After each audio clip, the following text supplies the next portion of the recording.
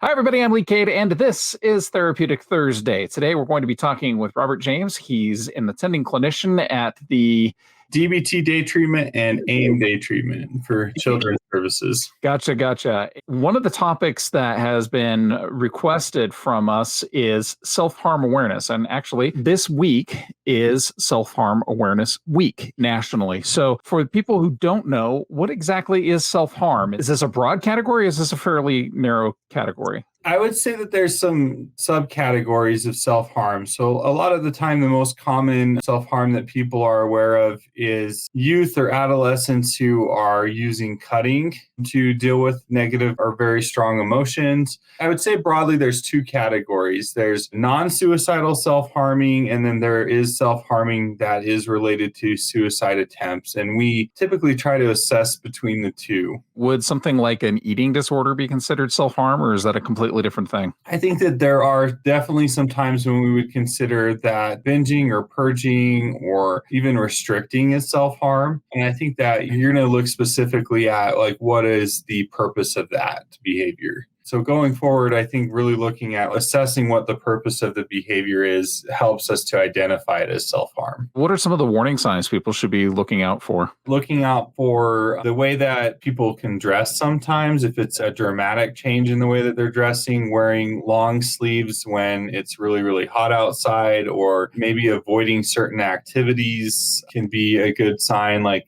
activities that would require someone to wear shorts, like swimming or being outside in a park or something. I think it's really important to look out for isolation, like being alone a lot or wanting to be alone more than usual. I think that's a difficult one for teenagers because they kind of like to isolate and be alone anyway sometimes. Sure. You know, they don't want to hang out with their parents because they're cooler than them. Right. I think that sometimes changes in personality would be something that we would want to look out for. Sometimes, just like with suicide, having an increase in energy, or they look like they're feeling a lot better just dramatically. So you said there's a differentiation between somebody who is self-harming because of a suicidal ideation and people who might just be self-harming for other reasons. What other reasons would there be if you're actually like harming yourself? That seems pretty extreme. Yeah, it does seem pretty extreme. And I think that that's where a lot of the difficulty in making that assessment comes from, is because we do really get worried about people when they're hurting themselves. And that's okay. That's natural for us to be worried and concerned about them. And I think stereotypically, a lot of people will say that they're attention seeking. And I like to reframe that to need seeking. They're seeking a way to get their needs met.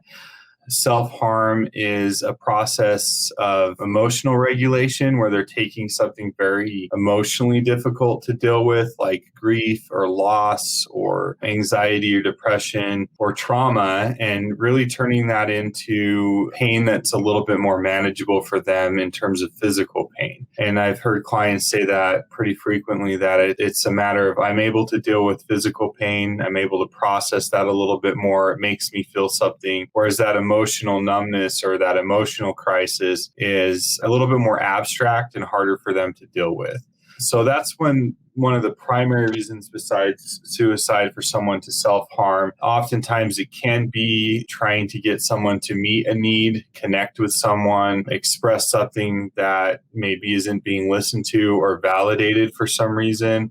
I mean, it's really important for those responding to respond in a neutral way that doesn't reinforce the self-harm, but meets the need of the person. If you've identified, say, you're a parent or friend or an associate of yours, somebody in your life you've realized and you've identified is actually self-harming, what can you do in that situation? I think the first thing that you should do is really let the person know that you're there to help in a really kind of non-judgmental way. Let them know that you're concerned about that self-harm going too far, that they might actually hurt themselves in a way that's going to be irreparable.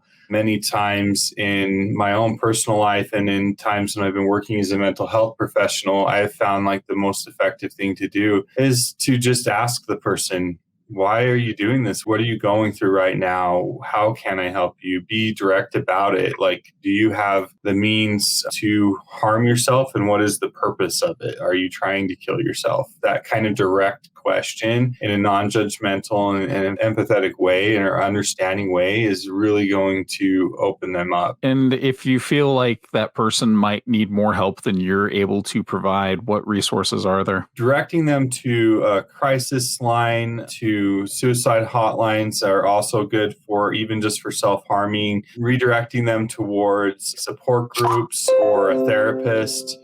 What I really liked is I saw a model one time at one of the local schools where they had a student body that was specifically with other students who were self-harming. It was a really good model. It really impressed me.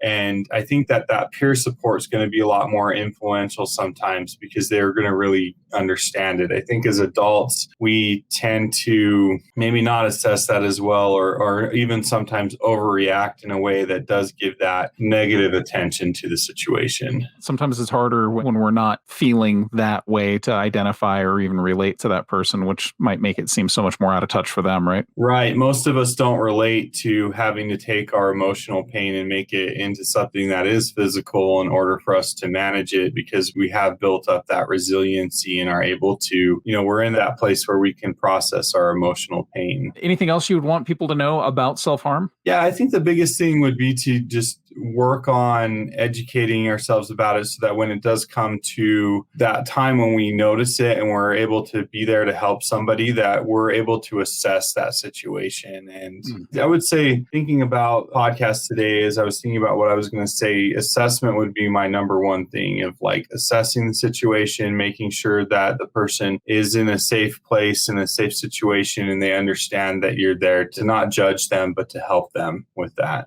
Just being there and being compassionate can be a great deal of help, can't it? Exactly. Yeah. And I think that that's really what a lot of people that are experiencing either suicidal or non-suicidal self-harm are really looking for, is that connection. And those behaviors are really driven by disconnection. At the end of the podcast here, we will have information on some crisis lines available. So if you do know somebody, you'll be able to reach out to them through those resources. Rob, James, thank you so much for joining us today. Thank you.